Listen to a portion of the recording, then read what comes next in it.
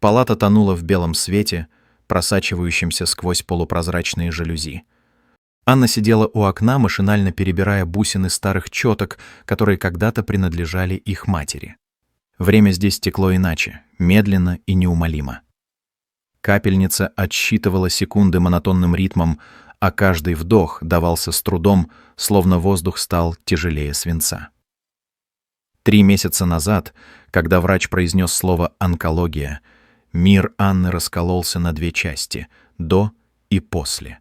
Диагноз, как неумолимый приговор, лишил ее будущего, а прошлое вдруг обрело мучительную ясность, особенно то, что касалось Веры, старшей сестры, с которой она не разговаривала уже 7 лет.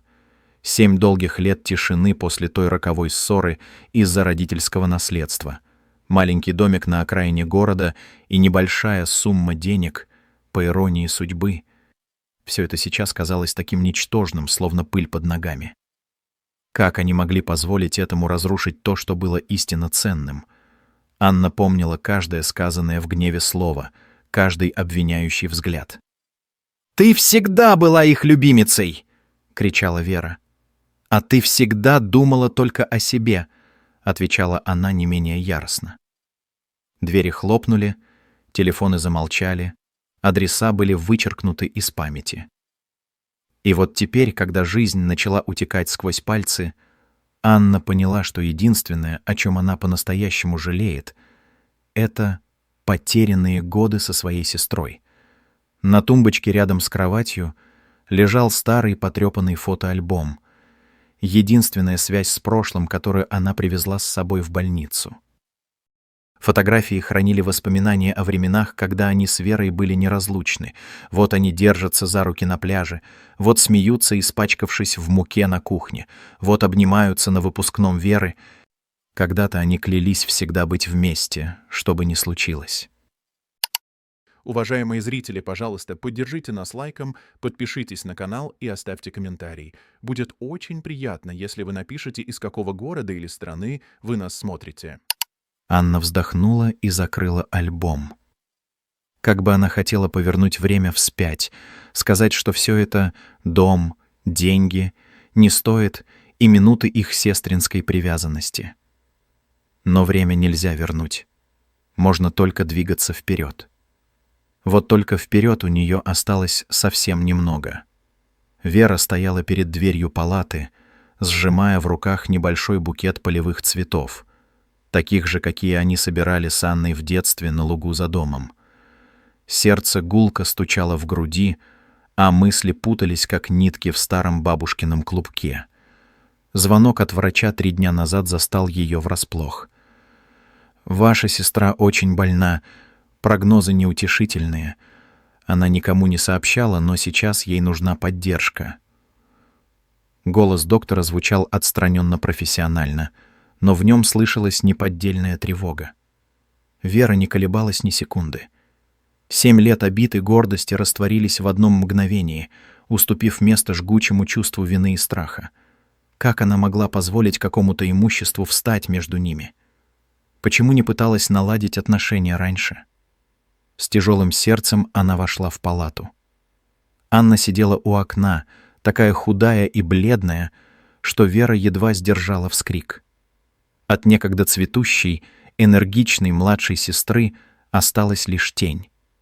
Анна медленно повернула голову, и их глаза встретились впервые за 7 лет. Время словно остановилось, растянув это мгновение в вечность. «Вера». Голос Анны был слабым, но в нем слышалось удивление, смешанное с недоверием. «Что ты здесь делаешь?» Вера сделала шаг вперед, затем еще один, сокращая расстояние не только в пространстве, но и во времени. Годы разлуки сжимались с каждым шагом. «Я пришла к своей сестре», — просто ответила она, не в силах больше сдерживать слезы. «Прости меня, Анечка. Господи, как же я перед тобой виновата». Букет выпал из ее рук, когда она опустилась на колени перед сестрой, обнимая ее исхудавшие ноги и утыкаясь лицом в ее колени, как делала когда-то в детстве, когда ей было страшно или больно. Анна неверяще смотрела на склоненную голову сестры, на ее вздрагивающие плечи. Сколько ночей она мечтала об этой встрече, представляя ее себе совершенно иначе, с взаимными упреками, с гордо поднятой головой. А сейчас все слова куда-то исчезли, оставив место только для нежности и прощения. «Ты ничего мне не должна», — тихо сказала она, осторожно касаясь волос сестры. «Я тоже хороша. Мы обе были такими глупыми, Вера». Вера подняла заплаканное лицо. «Почему ты не позвонила мне, когда заболела? Почему проходила через это одна?» Анна грустно улыбнулась. «Гордость. Глупая гордость. И страх, что ты не захочешь меня видеть. Я думала, что смогу справиться сама, а потом стало уже слишком поздно». «Ничего не поздно». Вера сжала ее руки, такие холодные и хрупкие. «Слышишь? Ничего не поздно. Мы будем бороться вместе. И ты победишь эту болезнь. Врачи говорят...» «К черту врачей!» Впервые за все время в голосе Веры появились знакомые властные нотки старшей сестры. «Они не знают, на что способны сестры Васильевы, когда они вместе. Помнишь, как в детстве мы с тобой поспорили, что сможем переплыть озеро? Никто не верил, а мы смогли». Анна слабо улыбнулась, вспоминая тот день. Ясное небо, прохладную воду и чувство безграничной свободы. «Тогда ты держала меня за руку всю дорогу», — прошептала она. «Говорила, что не дашь мне утонуть. И сейчас не дам», — твердо сказала Вера, присаживаясь рядом и обнимая сестру за плечи. «Я рядом, Анюта, и больше никуда не уйду». В следующей неделе палата Анны превратилась в настоящий штаб борьбы за жизнь. Вера взяла отпуск на работе и практически переселилась в больницу. Она приносила книги, фрукты, домашнюю еду, которую готовила по старым рецептам их матери. Она была рядом во время изнурительных процедур, держала сестру за руку, когда от боли та готова была кричать, и рассказывала смешные истории из своей жизни, заставляя Анну улыбаться даже в самые тяжелые минуты. Однажды вечером, когда Анне стало немного лучше, они сидели у окна, наблюдая за закатом. Осеннее солнце окрашивало небо в удивительные оттенки розового и золотого. «Знаешь», — тихо сказала Вера, — «я ведь столько раз хотела тебе позвонить, особенно на Рождество и дни рождения. Даже номер набирала, но всегда вешала трубку до первого гудка». Анна повернулась к сестре. «Почему?» Вера долго молчала, подбирая слова. Сначала из-за гордости и обиды, потом из-за стыда. С каждым годом становилось все труднее сделать первый шаг, словно пропасть между нами становилась все шире. А потом я просто убедила себя, что ты счастлива без меня, что я тебе не нужна. Анна покачала головой. «Какие же мы обе дуры, да?» В ее голосе не было горечи, только грустное понимание. «Я думала то же самое, что твоя жизнь лучше без моего присутствия». «А она была пустой», — просто сказала Вера. «Знаешь, я ведь до сих пор храню все твои письма. И ту смешную глиняную вазу, которую ты слепила мне на день рождения в 5 классе. Ту уродливую синюю штуку?» — рассмеялась Анна, и от этого смеха, такого родного и знакомого, у Веры сжалось сердце. «Боже, она же кривая вся. Я думала, ты ее выбросила в тот же день». «Ни за что», — улыбнулась Вера. «Она стоит у меня на комоде. Я даже цветы в нее ставлю иногда». Они помолчали, наслаждаясь этим моментом близости, который словно перекинул мост через годы разлуки.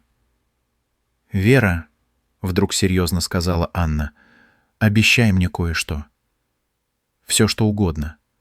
Если я не справлюсь...» Она подняла руку, останавливая возражение сестры. «Не вини себя. Никогда. Эти недели с тобой, они стоят больше, чем годы без тебя. Ты вернула мне самое главное — мою сестру. Даже не смей так говорить. Голос Веры дрогнул. «Ты поправишься. Мы еще столько всего сделаем вместе. Помнишь, как мы мечтали поехать в Италию? Увидеть Венецию, Рим, Флоренцию? Мы обязательно туда поедем, вот увидишь». «В Венецию», — мечтательно повторила Анна. «На гондоле покататься и мороженое есть прямо на площади Сан-Марко», — подхватила Вера. «И бросать монетки во все фонтаны Рима. И загадывать желания», — улыбнулась Анна, глядя на сестру с неподдельной нежностью. «Знаешь, какое желание я бы загадала сейчас?» «Какое?» «Чтобы у нас было время. Просто время быть вместе». Вера крепко сжала ее руку. «У нас будет все время мира, сестренка. Я обещаю». Зима пришла неожиданно рано, укрыв город белым одеялом снега. Анну перевели в отдельную палату интенсивной терапии. Ее состояние ухудшилось, несмотря на все усилия врачей и неустанную заботу Веры. В тот вечер за окном кружились крупные снежинки, медленно опускаясь на землю, словно благословение свыше. Вера сидела у постели сестры, читая вслух их любимую книгу детства «Маленького принца».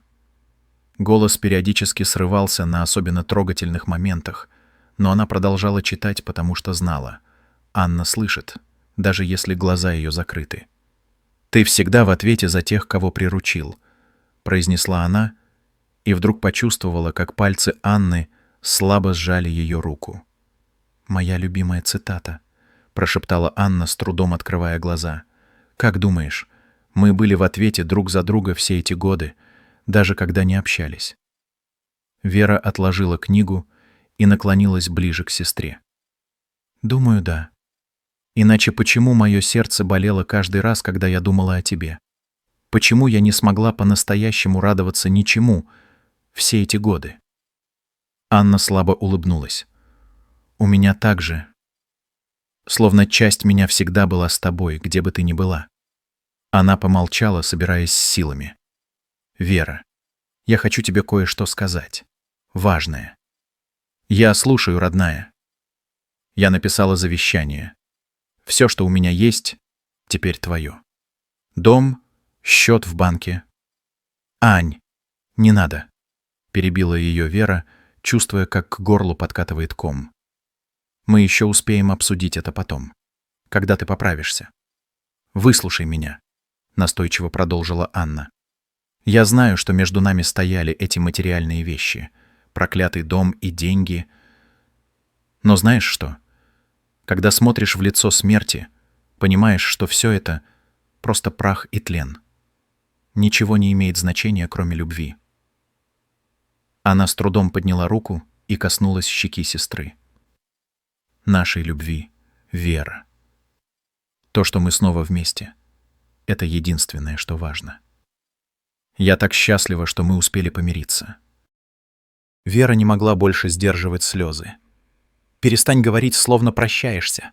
Ты не умрешь, слышишь? Я не позволю». Анна улыбнулась, спокойно и умиротворенно. «Все мы когда-нибудь умрем, сестренка. Но не все успевают сказать главное тем, кого любят. Я успела, и я так благодарна за это». За окном снег падал все гуще, создавая иллюзию тишины и покоя. В палате было тепло и тихо, только монотонно пищали приборы, отмеряя хрупкое время жизни. «Знаешь, о чем я жалею больше всего?» — вдруг спросила Анна. «О потерянном времени, о тех 7 годах, когда мы могли быть рядом, поддерживать друг друга, делить радости и горести. Это невосполнимо, Вера. Время — единственное, что нельзя вернуть или купить». Вера гладила руку сестры, боясь отпустить даже на секунду. «Я тоже об этом думала. Каждый день думала. Особенно, когда случалось что-то хорошее или плохое, и я не могла тебе позвонить и рассказать». Она вздохнула. «Но знаешь, я поняла одну вещь. Даже в разлуке мы оставались сестрами. Кровь не превращается в воду из-за глупой ссоры. Главного глазами не увидишь», — процитировала Анна строчку из «Маленького принца». «Зорко одно лишь сердце, — закончила Вера. Они помолчали, каждая погруженная в свои мысли. Потом Анна сказала тихо, но твердо: «Обещай мне одну вещь. Все, что угодно. Когда меня не станет... Анна, пожалуйста, нет, выслушай. Когда меня не станет, живи полной жизнью. За нас обеих. Путешествуй, влюбляйся, радуйся каждому дню. И никогда не позволяй гордости или обидам встать на пути к счастью. Жизнь слишком коротка для этого, Вера. Слишком коротка». Вера кивнула, не в силах произнести ни слова из-за слез. Она наклонилась и крепко обняла сестру, осторожно, боясь причинить боль, но в то же время отчаянно, словно могла таким образом удержать ее в этом мире. «Я люблю тебя, Анюта», — прошептала она, — «всегда любила и всегда буду любить».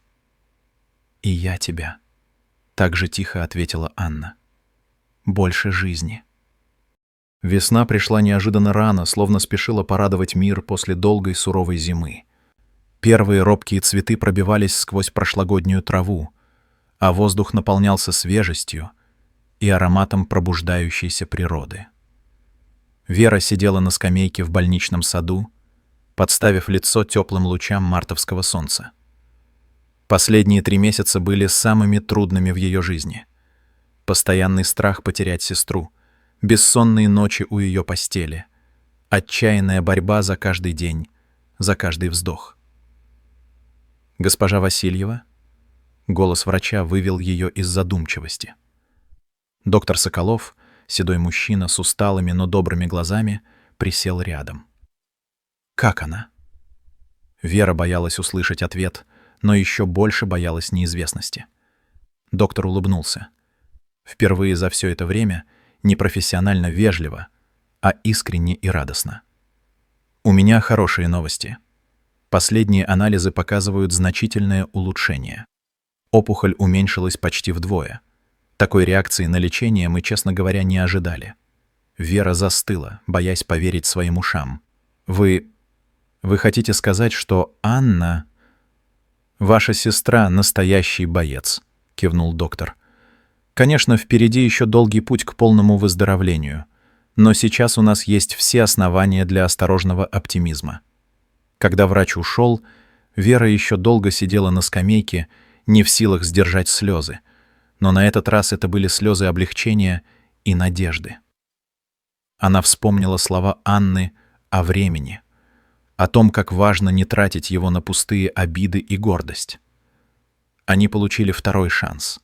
Шанс наверстать упущенное, исправить ошибки, построить новые, более крепкие отношения.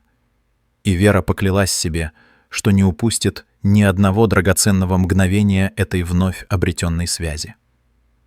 Год спустя 2 женщины стояли на мосту Риальто в Венеции, глядя на проплывающие внизу гондолы. Одна из них, младшая, все еще была худой и бледной, но в ее глазах светилась жизнь, а на губах играла счастливая улыбка. «Не могу поверить, что мы действительно здесь», — сказала Анна с восхищением, оглядываясь вокруг. «Помнишь, как мы мечтали об этом в детстве?» Вера обняла сестру за плечи. «Помню. И помню, как обещала привести тебя сюда, когда ты поправишься. Обещание нужно выполнять». Они помолчали, наслаждаясь моментом. Потом Анна достала из сумочки 2 монетки. «Держи», — протянула она одну Вере. «Загадывай желание». «Но здесь же нет фонтана», — улыбнулась старшая. «Неважно. Главное — искреннее желание». Они одновременно бросили монетки в зеленоватые воды канала и посмотрели друг на друга. «Что ты загадала?» — спросила Вера. Анна покачала головой. «Не скажу, а то не сбудется. Но одно могу сказать точно. Я больше не боюсь будущего. Что бы ни случилось, мы будем вместе, правда?» «Правда?» — твердо ответила Вера, крепче обнимая сестру. «Всегда вместе. Больше никаких разлук». Солнце медленно опускалось за горизонт, окрашивая старинные здания Венеции в теплые золотистые тона. Впереди их ждала целая жизнь с ее радостями и горестями, взлетами и падениями. Но теперь они знали главное. Пока они вместе, им не страшны никакие испытания. Ведь нет в мире силы крепче, чем любовь двух сестер, прошедших через боль разлуки и горечь потерь, чтобы заново открыть истинную ценность семейных уз. А монетки, брошенные в воды Гранд-канала, медленно опускались на дно, унося с собой одно на двоих желание, чтобы время, отпущенное им, было наполнено только любовью и взаимопониманием, без обид и ссор, без гордости и упрямства. Ведь время — единственное, что по-настоящему бесценно в этом мире, и сестры Васильевы твердо решили не тратить больше ни одной его драгоценной минуты. Уважаемые зрители, пожалуйста, поддержите нас лайком, подпишитесь на канал и оставьте комментарий. Будет очень приятно, если вы напишете, из какого города или страны вы нас смотрите.